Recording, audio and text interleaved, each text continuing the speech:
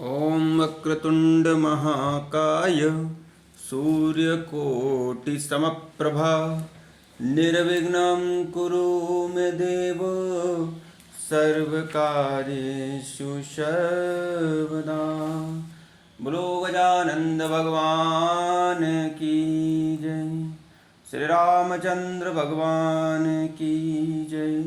वृंदावन बिहारी लाल की जय।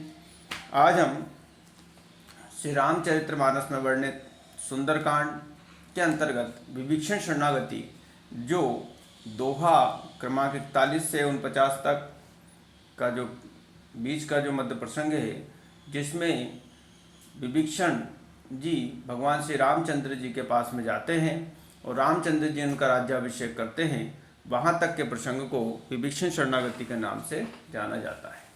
जो मनुष्य इसको सुनता है, पढ़ता है या नित्य इसका चिंतन भी करता है, वो व्यक्ति कभी भी दरिद्र या किसी भी समस्या से ग्रसित नहीं हो सकता।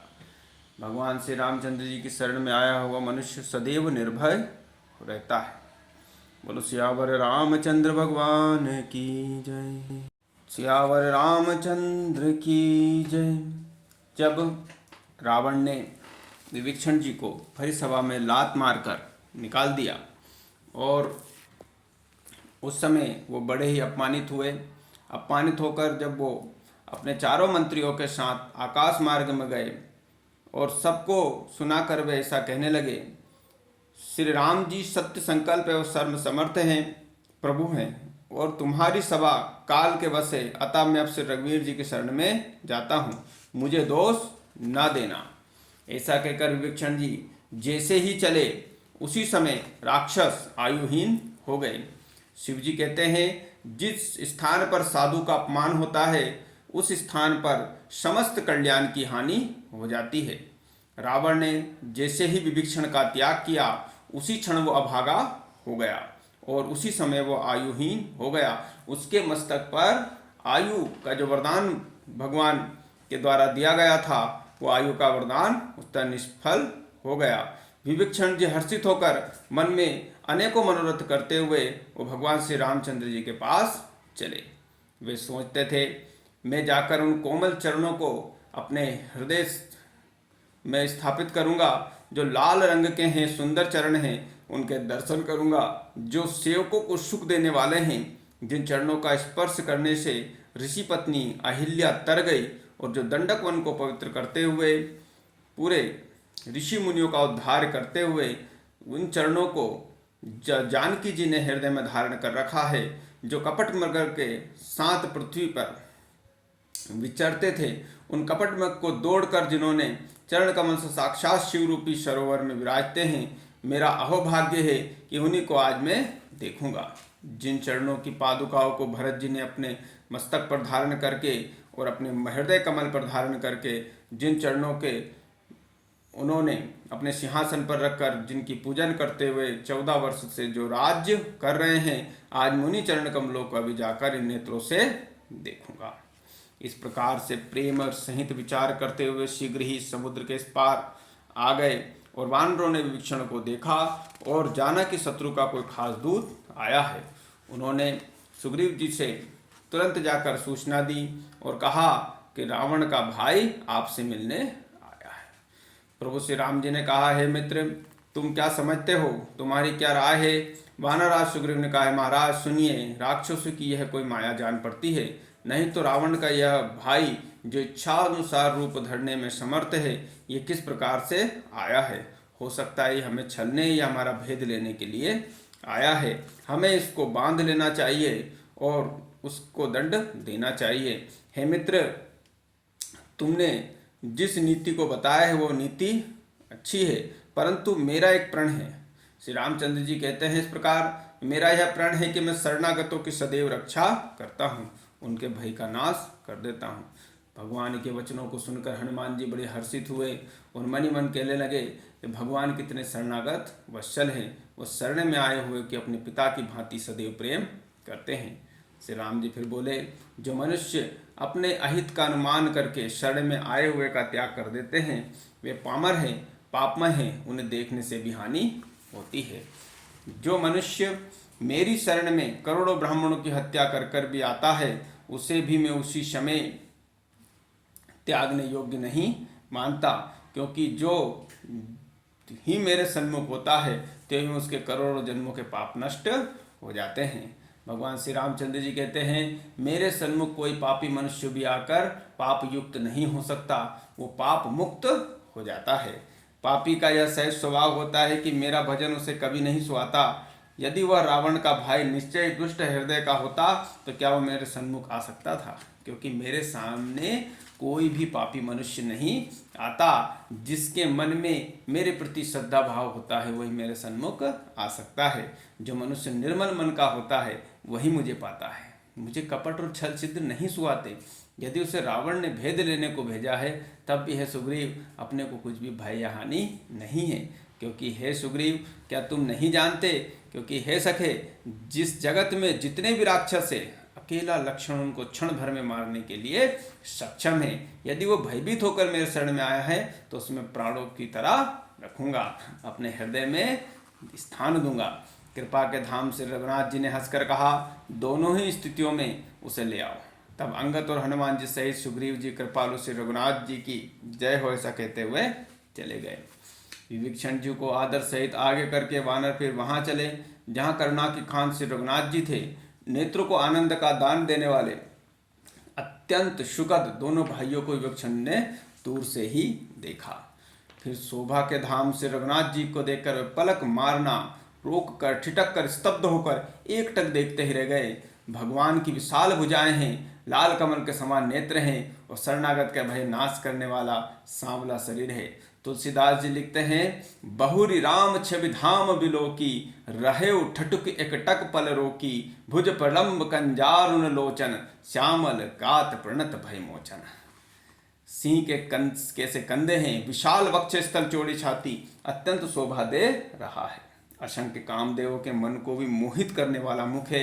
भगवान के स्वरूप को देखकर विभीषण जी के नेत्रों से प्रेमाश्रु की जलधारा बहने लगी। शरीर अत्यंत पुलकित हो उठा। फिर मन में धीरज धरकर उन्होंने कोमल वचन कहे, हे नाथ, मैं दशमुख रावण का भाई हूँ। हे देवताओं के रक्षक, मेरा जन्म राक्षस कुल में हुआ है। मैं तामसी शरीर से हूँ, स्वभाव से ही मुझे पाप प्रिय है, जैसे उल्लू को अंधकार का सहज स्नेह होता है। मैं कानों से आपका सुयश सुनकर आया हूँ। प्रभु, भय जन्म मरण के इस भय सागर से मेरा नाश कीजिए। भय का नाश करने वाले, हे दीन दुखियों के दुख दूर करने वाले और शरणागतों को सुख देने वाले श्री रघुवीर, मेरी रक्षा कीजिए, रक्षा कीजिए प्रभु, रक्षा कीजिए। प्रभु ने उन्हें ऐसा कहकर दंडवत करते देखा तो वे अत्यंत हर्षित होकर तुरंत उठे। विभीषण जी के दीन वचन सुनने पर प्रभु के मन को बहुत ही भाए। उन्होंने अपनी विशाल भुजाओं से पकड़कर उनको हृदय से लगा लिया। छोटे भाई लक्ष्मण सहित गले मिलकर उनको अपने पास बिठाकर श्री रघुनाथ जी ने भक्तों के भय को हरने वाले वचन बोले, हे लंकेश, परिवार सहित अपनी कुशल कहो। तुम्हारा निवास बुरी जगह पर है, दिन रात दुष्टों की मंडली में बसते हो। हे सखे, तुम्हारा धर्म किस प्रकार निपटा है, मैं तुम्हारी सब रीति आचार व्यवहार जानता हूँ। तुम अत्यंत नीति निपुण हो, तुम्हें अनीति नहीं सुहाती। हे तात, नरक में रहना वरम अच्छा है, परंतु विधाता दुष्ट का संग कभी ना दे।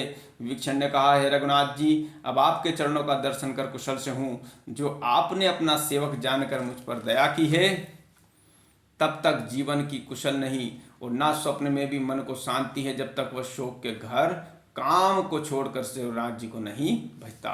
लोभ, मोह, मत्सर, मद और मान आदि अनेकों दुष्ट तभी तक हृदय में बसते हैं जब तक कि धनुष बाण और कमर में तरकस धारण किए रघुनाथ जी हृदय में नहीं बसते।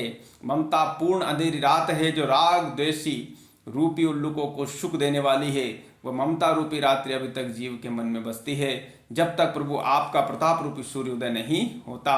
हे श्री राम जी, आपके चरणारविंद के दर्शन कर मैं कुशल से हूँ, मेरी भारी भय मिट गए। हे कृपालु, आप जिस पर अनुकूल होते हैं उसे तीनों प्रकार के भावुक, भवशूल, आध्यात्मिक, आदिदेहिक और आदि भौतिक ताप नहीं व्यापते। मैं अत्यंत नीच स्वभाव का राक्षस हूँ, मैंने कभी शुभ आचरण नहीं किया, जिसका रूप मुनियों के भी ध्यान में नहीं आता। उन प्रभु ने स्वयं हर्षित होकर मुझे हृदय से लगा लिया। हे कृपा और सुख के पुंज श्री रघुनाथ जी, मेरा अत्यंत असीम सौभाग्य है, मैंने ब्रह्मा आदि और शिव जी के द्वारा सेवित युगल चरण कमलों को अपने नेत्रों से देख लिया। श्री रघुनाथ जी ने कहा, हे सखा, सुनो, मैं तुम्हें अपना स्वभाव कहता हूँ, जिसे कागभूषुंडी शिव जी और पार्वती जी भी नहीं जानते। जो मनुष्य संपूर्ण जड़ चेतन जगत का द्रोही है, वह भी भयभीत होकर मेरी शरण तक आ जाए और मद मोह तथा नाना प्रकार के छल कपट त्याग दे, तो मैं उसे बहुत शीघ्र साधु के समान कर देता हूँ। माता पिता भाई पुत्र स्त्री और शरीर, धन घर मित्र और परिवार, इन सब के ममत्व रूपी तागों को बटोर कर और उन सब की एक डोरी बनकर उसके द्वारा जो अपने मन को मेरे चरणों में बांध देता है, सारे सांसारिक बंधों का केंद्र मुझे बना देता है। जो समदर्शी है, जिसे कुछ इच्छा नहीं है और जिसके मन में हर्ष शोक और भय नहीं है, ऐसा सज्जन मेरे हृदय में बसता है। ये सुलोभी के हृदय में धन बसा रहता है। तुम सारी के संत ही मुझे प्रिय हैं। मैं और किसी के निहोरे से देह धारण नहीं करता। जो सगुण साकार भगवान के उपासक है, दूसरे के हित में लगे रहते हैं, नीति और नियमों में दृढ़ हैं, जिन्हें ब्राह्मणों के चरणों में प्रेम है, वे मनुष्य मेरे प्राणों के समान है। हे लंकापति, सुनो, तुम्हारे अंदर उपयुक्त सब गुण हैं, सब से तुम मुझे अत्यंत ही प्रिय हो। श्री राम जी के वचन सुनकर सब वानरों के समूह कहने लगे, कृपा के समूह श्री रघुनाथ जी की जय हो। प्रभु की वाणी सुनते हैं और उसे कानों के लिए अमृत जानकर विवेक्षण जी अघाते नहीं हैं। वे बार बार श्री रघुनाथ जी के चरणों को पकड़ते हैं और अपार प्रेम से डूब जाते हैं। अपार प्रेम है, हृदय में समाता नहीं है। विभीषण जी, हे देव, हे चराचर जगत के स्वामी, हे शरणागत के रक्षक, हे सबके हृदय में भीतर की जानने वाले, सुनिए। मेरे हृदय में पहले कुछ वासना थी, वह प्रभु के चरणों की प्रीति रूपी नदी में बह गई। अब तो हे कृपालु, शिव जी को मन को सदैव प्रिय लगने वाली अपनी पवित्र भक्ति मुझे दे दीजिए। एवमस्तु, ऐसा कहकर रघुनाथ जी प्रभु श्री राम जी ने तुरंत समुद्र का जल मांगा और कहा, हे सखा, यद्यपि तुम्हारी इच्छा नहीं है, पर जगत में मेरा दर्शन अमोघ है, वह निष्फल नहीं जाता। ऐसा कहकर रघुनाथ जी ने उनको राज तिलक कर दिया। आकाश से पुष्पों की अपार वृष्टि हुई। श्री रघुनाथ जी ने रावण के क्रोध रूपी अग्नि में, जो अपनी विभीषण की श्वास वचन रूपी पवन से प्रचंड हो रही थी, जलते विभीषण को बचा लिया और उसे अखंड राज्य दे दिया। शिव जी ने जो संपत्ति रावण को 10 शिरों की बलि देने पर प्रदान की थी, वही संपत्ति श्री रघुनाथ जी ने विभीषण को प्रदान कर दी। ऐसे परम कृपालु प्रभु को छोड़कर जो मनुष्य दूसरे को भजते हैं, वे बिना सिंह पूंछ के पशु हैं। बोलो सियावर रामचंद्र भगवान की जय।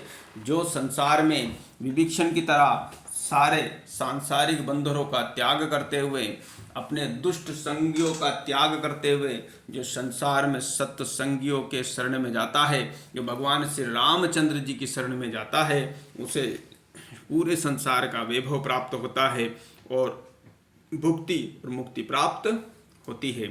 इस प्रकार भगवान ने विभीषण जी को एक राक्षस होते हुए भी अखंड राज्य और अपनी निर्मल भक्ति प्रदान की। उसी प्रकार आप भी नित्य श्री विभीषण शरणागति का पाठ आप करें या इसे श्रवण करें, तो भी आपको भगवान श्री रामचंद्र जी की निर्मल भक्ति प्राप्त होगी और सांसारिक जीवनों में आपको अखंड वस्तुओं की प्राप्ति होगी। आप सदैव भगवान के धाम जाने के लिए तत्पर रहोगे। आपके मन में भगवान के प्रति अथाह श्रद्धा होगी। बोलो सियावर रामचंद्र भगवान की जय। वृंदावन बिहारी लाल की जय। श्री गोविंद भगवान की जय। बोलो नमः पार्वती पते हर हर महादेव हर। सब्सक्राइब कीजिए हमारा YouTube चैनल सेवाश्रयग्राम और नित्य नई आयुर्वेद की जानकारियाँ और धर्मशास्त्रों में निहित कुछ विशेष प्रकार के जो उपाय हैं या विशेष प्रकार की जो भक्तियों के जो स्वरूप हैं, उनका भी आनंद लीजिए। जय श्री कृष्णा, जय श्री राधे, राधे राधे। श्रीमन नारायण।